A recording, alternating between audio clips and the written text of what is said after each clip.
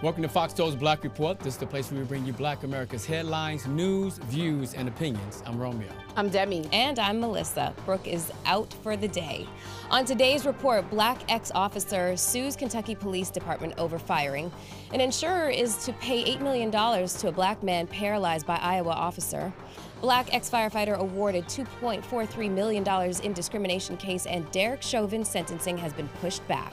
New Jersey adds X gender marker on IDs. The real ID deadline is delayed because of COVID-19. A Florida beachgoer finds $1.5 million worth of cocaine washed ashore. And we check in with Fox Chicago. Also, Kentucky Derby adds black jockey. Harriet Tubman's father's house is discovered.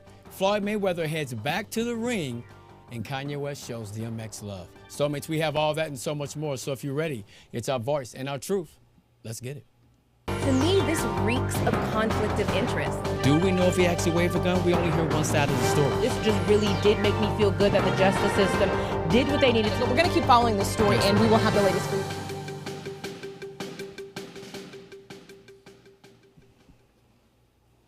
Soulmates, before we get started, we do have some breaking news. The New York Times has announced that the three men who are accused of killing Ahmaud Arbery have been indicted on federal hate crime and attempted kidnapping charges. Arbery was 25 years old when he was chased down and shot to death while he was out jogging through a South Georgia neighborhood last June. The deadly encounter helped fuel nationwide protests last year, and the charges against the men are the most significant hate crimes prosecution so far by the Biden administration, which has made civil rights protections a major priority.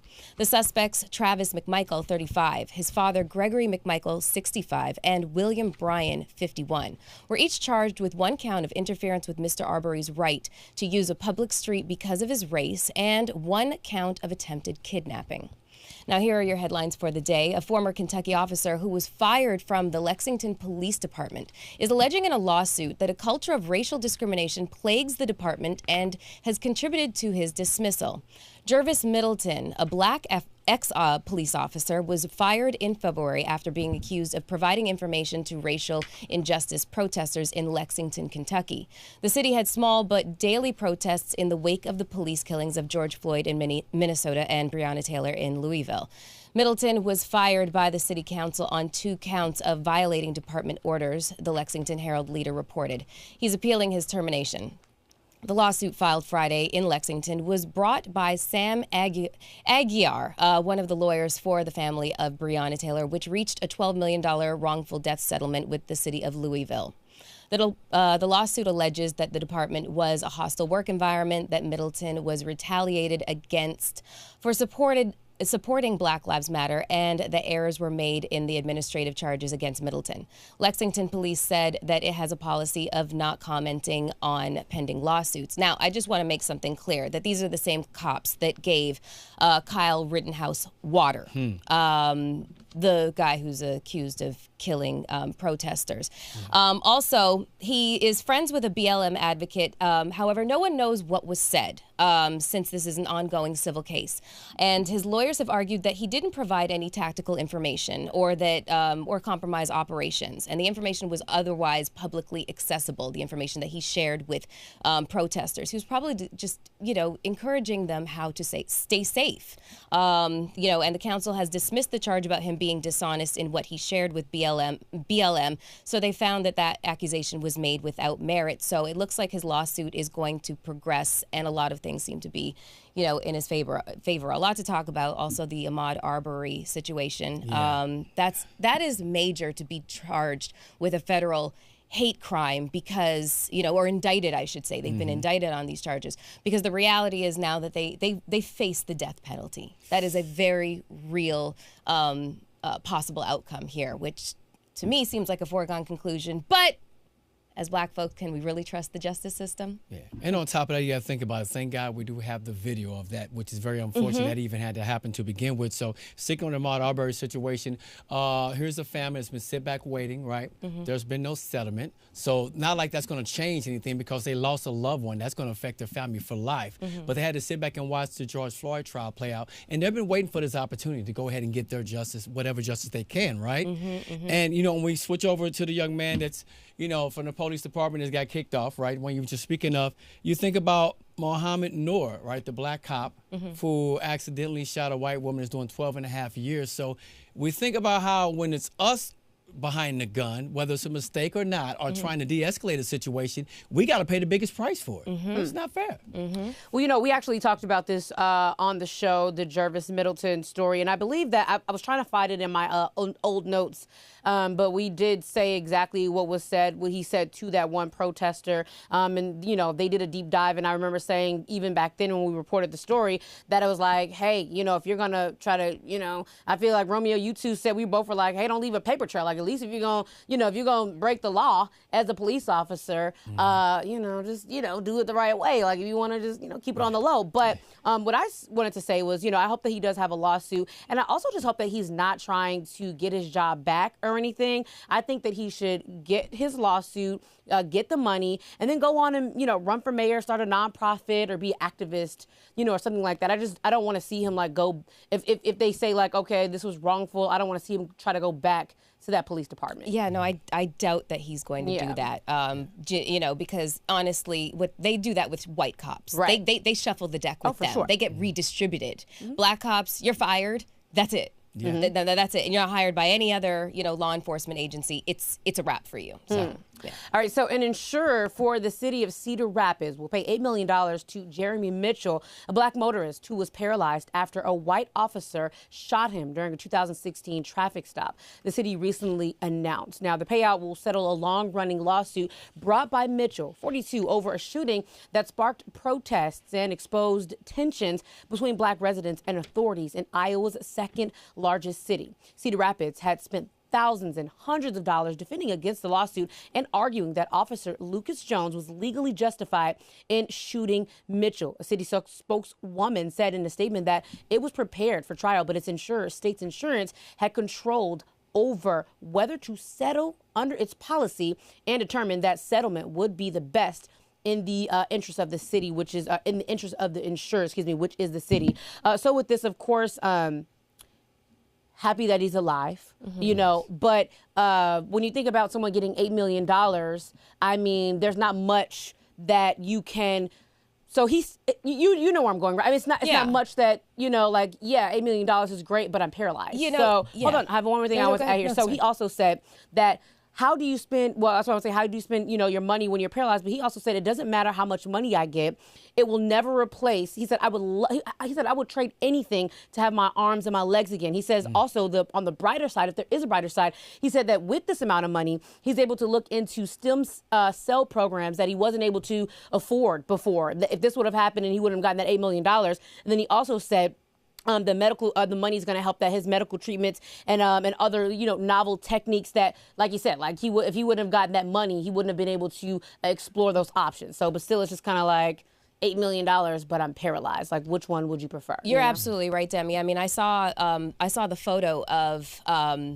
his before and after photo. You know, he was a vibrant young man. He had his whole life in front of him. He was married with a young wife, and now he is a quadriplegic. You're absolutely right. And you know, one of the saddest things about settlements like this, what's really upsetting about that, is that they don't come with any acknowledgement of fault or liability whatsoever. It's almost like, okay, here's your money, but we're not there's no sense of accountability whatsoever. And you know, he's also quoted as saying that he's following the officer involved shooting of Dante Wright because there's so many parallels between their story. And in addition to this, like the last story, Sergeant Lucas Jones, who is the man that the cop that killed him, or sorry, that paralyzed him, he was fired for violating department policy. But more likely than not, he's been redistributed.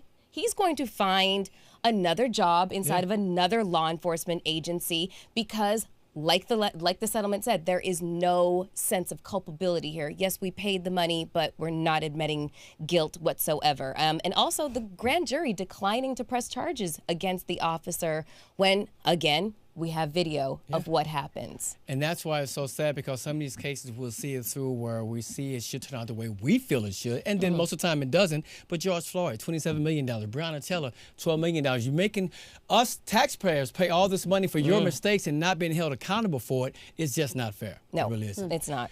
All right, well, a black firefighter named Jan Harris from Kansas City, Kansas, was subjected to racial discrimination, then fired in retaliation for his complaints. A federal jury recently filed in a trial that highlighted systemic racism in the department. Now, the unified government of Wyandotte County and Kansas City, Kansas, was ordered to pay Jan Harris more than $2.43 million for back pay, future pay, and compensatory damages for its discrimination and retaliation claims, the Kansas City Star reported. Hopefully now it shows them that you can't do people like that, Harris said after the verdict. You have to do your due diligence before you take someone's livelihood away, especially somebody who gives you their livelihood. Several witnesses testified at a trial about racial discrimination in the fire department, saying black firefighters are frequently moved into one station, are often passed over for promotions, and are not actively recruited to serve in a racially diverse city.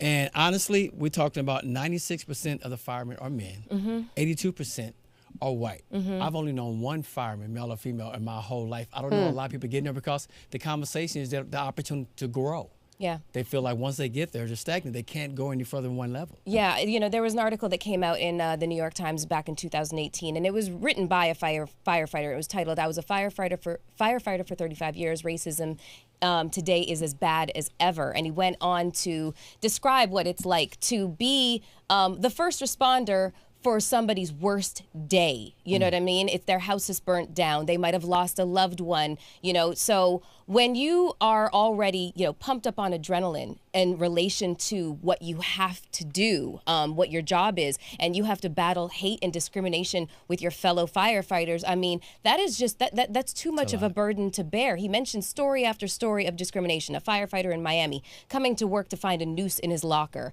An Ohio volunteer firefighter posting on social media that he'd rather save a dog than an African American. You know, he believes that a lot of these incidences are underreported, you know, because black firefighters, every time they take a stand against unfair treatment like this, they're punished with increased harassment. They're punished with social exclusion. They're punished with reduced pay, transfers to houses that, you know, just are basically dog houses. You know what I'm saying? So it's just, it's as pervasive as it is in the law enforcement world as it is in the firefighter world, and something that, unless we as the public understand it, we would never think that. No, but they always say we have to do better. Stop making that your go-to. Yeah. You should have been doing better a long time ago. Like, you have to do that. Yeah, because at the end of the day, sorry, Demi, at the end of the day, you know, this increases a dangerous situation for all of us involved. You know, if we don't know what the situation is coming at us and we've just called the firefighters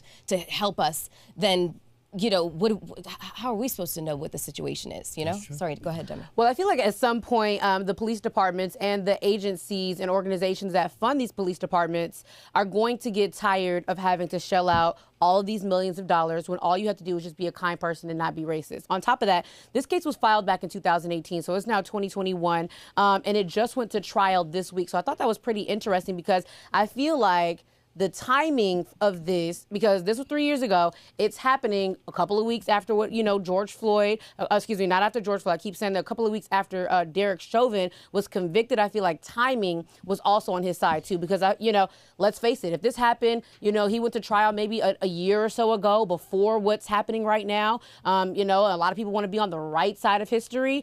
I don't know if it would have went in his favor. So I'm happy that that this is happening, and I think the timing was perfect for him. All right, moving right along. Derek Chauvin, while we're on that topic, the former Minneapolis police officer who was convicted of murdering George Floyd, is going to be sentenced on June 25th, which is 1 week later than previously reported. So according to the Hennepin County District Court's website, Chauvin was originally scheduled to be sentenced on June 16th. Spencer Bickett, a spokesperson for the court, told The Hill that the sentence was pushed back due to a scheduling conflict. A jury found that Chauvin guilty of second and third degree murder, as well as second degree manslaughter on April 20th for George Floyd's murder. Now, of course, we told you guys about June 16th. It moved back.